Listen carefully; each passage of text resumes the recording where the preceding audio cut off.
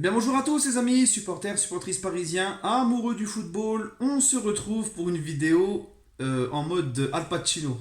Là je suis posé tranquillement, hein, les gars, je suis en mode lock avec la canicule et tout. Puis bon, je voulais faire cette petite vidéo, alors vu qu'elle va pas durer trop longtemps, je me suis dit allez, tant pis, on se pose tranquillement, c'est pas la peine de s'installer. On se pose en mode flemmard pour cette vidéo. Donc déjà avant tout les amis, j'aimerais passer un coup de pub pour deux youtubeurs du Paris Saint-Germain que je trouve assez intéressants à suivre dans leurs analyses, avec lesquels je suis souvent très d'accord. Le premier c'est Seiss Lucidity. Donc je vais vous laisser tous les deux leur lien de page YouTube en description juste en dessous de la vidéo. Et le deuxième, c'est Sacha Benita. Voilà, donc vous irez passer un petit coup de...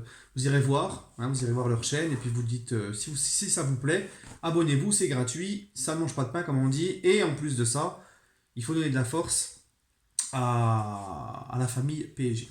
Voilà les amis, alors ma vidéo du jour, je voudrais parler un petit peu du profil de joueurs que j'aimerais voir débarquer cet été au Paris Saint-Germain. Je pense que là, faut qu'on arrête de toujours vouloir absolument des grands noms. Hein, il y a certains supporters parisiens, si c'est pas un grand nom du football, eh ben ils sont en train de chouigner, de râler, de pleurer, de machin. Là, il y en a déjà qui sont en train de pleurer parce que De Ligt va peut-être se barrer à la Juve. Moi, les amis, je vais être très clair avec vous. Ce dont on a besoin au Paris Saint-Germain, comme je vous l'ai dit, c'est recruter des mecs qui veulent, dont tu connais leur état d'esprit. Des mecs, tu sais, qui vont faire avancer le groupe. Ils vont mouiller le maillot pour son coéquipier. Il va mourir sur le terrain pour son coéquipier. Un mec qui est connu pour son professionnalisme, son investissement sur le terrain, un mec qui, lors des gros matchs de Ligue des Champions notamment, parce que c'est le projet du PSG, c'est notamment aller loin en Ligue des Champions, qui posera ses coronets sur le terrain, pas une diva ou une chialeuse qui va flipper dès qu'il va entendre le mot remontada, machin, non, des vrais guerriers, des mecs qui vont... Je ne demande pas ce qu'ils aiment le club, on sait que l'amour maintenant dans un club, c'est un joueur, ça n'existe quasiment plus. Hein, les joueurs ne sont pas des supporters comme nous le sommes. Mais on ne leur demande pas d'aimer le club, mais au moins de le respecter. Et c'est quoi le respect du club? C'est le respect envers tes dirigeants, ton coach, tes coéquipiers. Voilà, tu t'es jugé à la même enseigne qu'eux, tu serais prêt à mourir sur le terrain pour ton coéquipier. Il y en a ras-le-bol d'aller recruter des grands noms qui pensent qu'à leur gueule. Et en plus, des grands noms qui viennent en premier pour le pognon. Voilà.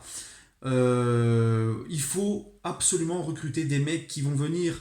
Bon, ils ont le droit de venir et de choisir l'argent, bien sûr, c'est leur métier, c'est leur gagne-pain. Ils ont une retraite assurée derrière, ils ont une famille assurée derrière, etc. C'est pas trop un problème. Mais il faut aussi regarder avant tout le mec, eh ben, la mentalité qu'il a, le travail qu'il fait depuis le début de sa carrière, et comment il va se donner sur le terrain. Moi, ça me dérange pas, les amis, de donner 100 millions d'euros sur un joueur et de lui donner le double de son salaire dans son ancien club. On sait qu'au PSG, comme je vous l'ai dit, on est en France. On est obligé de surpayer les joueurs en France. Parce que tu es le cinquième championnat en Europe, donc tu attires moins que les quatre premiers. Et tu payes énormément d'impôts en France. Donc en fait, tu es obligé, on va dire, en quelque sorte, de surenchérir un peu au niveau du salaire. Mais si le mec il se donne à fond, si le mec il respecte le club, si le mec il porte ses couilles, comme un Cavani par exemple, ou un Marquinhos, eh ben moi ces mecs-là, ça me dérange pas de leur donner un gros salaire. Ces mecs-là, ça me dérange pas d'aller les chercher un peu plus cher. Ces mecs-là, ça me dérange pas de leur faire une revalorisation de salaire, parce que c'est des mecs qui ne font pas d'histoire, qui sont tranquilles, qui se battent pour le club, et tu vois qu'ils aiment le club. D'accord? Enfin, qui respectent le club. Moi, ce qui me gêne, c'est de donner des millions et des millions en salaire à des mecs, ou leur donner une revalorisation, alors que les gars, ils ont pratiquement rien prouvé, ils pensent qu'à leur gueule, et ils en ont rien à foutre du club, d'accord?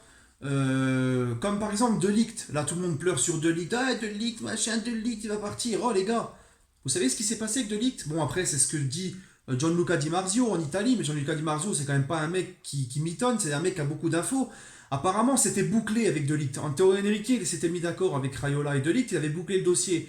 Mais quand Henrique s'est fait gicler par le Paris Saint-Germain, Raiola et De Ligt ils en ont profité pour surenchérir et aller voir la Juve. Donc les mecs, ils donnent l'accord au club, ils se cassent et ils essayent d'aller voir la Juve pour surenchérir et gratter encore plus avec Leonardo. Mais moi, les gars, un mec comme ça, aussi talentueux qu'il est, mais je lui dis, casse-toi, dégage, tu nous prends pour qui? Hein? C'est quoi ces mecs qui profitent de... Voilà, donc là, ça en dit long sur la mentalité du mec. Il est déjà d'accord avec le club, ah bah tiens, je vais surenchérir avec la Juve, je vais en profiter, tu vois, pour gratter. Hein? Ben moi, ces mecs-là, je n'en veux pas, les gars. Alors, je dis pas que De Ligt, c'est la vérité, mais c'est une info de Di Marzio, c'est quand même pas... Di Marzio, c'est quand même quelqu'un qui est... Donc voilà le risque aussi. Nous, on demande une institution forte. On demande à ce que les joueurs respectent le club. On demande à ce que... On a besoin que les joueurs... que le club repasse au-dessus des joueurs. Et nous, on va aller chercher des mecs qui viennent... Ah bah parce que je suis venu au PSG, c'est parce que c'était le plus offrant. D'accord? Non. Moi, je veux des mecs qui viennent avant tout parce qu'ils croient au projet parisien, parce qu'ils sont heureux d'être au PSG, parce qu'ils croient en ce projet et ils sont prêts à s'investir à fond. Des mecs qui, tu sais, que lorsqu'ils sont sur le terrain, ils ne te lâcheront pas. Des mecs qui vont tout donner pour le club et qui vont respecter ce club. C'est le profil le plus intéressant, quitte à ce que ce soit des noms moins ronflants. Un mec comme Sarabia de Séville, qui est apparemment sur le point de signer au PSG, moi ça me va très bien. 20 millions d'euros, discret, il fait son job, 23 buts, 17 passes décisives avec le FC Séville. Il va prendre un petit salaire tranquillou. Et je pense que niveau investissement sur le terrain, il sera prêt à se donner. Regardez, des mecs comme Bernat. Regardez à l'époque, Maxwell remplaçant au Barça. Mota qui est venu aussi pendant l'intersaison. Un mec comme Alex, des mecs comme ça, voilà, qui n'avaient pas un salaire exceptionnel, qui sont pas venus avant tout seulement pour le fric et parce que t'es le plus offrant. Non, ils sont venus parce qu'ils croyaient au projet du PSG, ils croyaient, il y avait Ancelotti, Leonardo, ils croyaient à ce projet, ils sont venus dans ce club pour le projet. Et c'est des mecs, franchement, les Maxwell, les Mota, les Alex, alors oui, on n'a pas passé les quarts de Ligue des Champions, mais avec ces mecs-là, les gars, c'était des gagnants, c'était des mecs, Mota, Maxwell, Alex, c'était des mecs qui avaient une hygiène de vie irréprochable, des mecs qui se battaient pour le club, des mecs qui avaient un très bon professionnalisme. Voilà. Et c'était nos meilleurs joueurs sur le terrain. Et on passait pas l'écart, mais au moins, on se faisait pas humilier en huitième. On éliminait des Chelsea en huitième de finale. Et on sortait en quart de finale en se tapant pas des remontadas comme c'est le cas maintenant, et en huitième en plus. Donc voilà les amis, moi je m'en fous des gros noms. Bon, je demande pas à ce qu'on recrute un mec juste parce qu'il s'investit sur le terrain. Hein, je vais pas te dire, il faut recruter, par exemple, je sais pas moi, il faut recruter Bounassar, par exemple, de l'OM, parce qu'il se donne sur le terrain. Non, il y a des limites. Un mec à un certain niveau pour le Paris Saint-Germain, bien sûr. Mais pas obligé automatiquement, ouais, aller chercher le meilleur, le machin. Et puis que le mec il vient, ouais, bah moi je suis le meilleur, tu me donnes plus de salaire que l'autre, et je viendrai à celui qui veut le plus me donner. Hein? Tu prends tes clics et tes claques, et tu vas voir un autre pigeon. Tu vois? Moi, par exemple, si De Ligt, c'est vraiment ce qu'il a fait, je préfère qu'on arrête avec ce mec et tu vas me chercher un Koulibaly, hein, Koulibaly, un mec de la savane du Sénégal, là, c'est un gagnant, hein, Koulibaly, hein, le mec armoire à glace, hein, il rigole pas Koulibaly, les gars. Et lui, moi je suis sûr qu'un mec comme Koulibaly, sur le terrain, il va poser ses coronesses, même si tu lui donnes le double du salaire. Voilà, moi c'est des mecs comme ça que je veux, hein.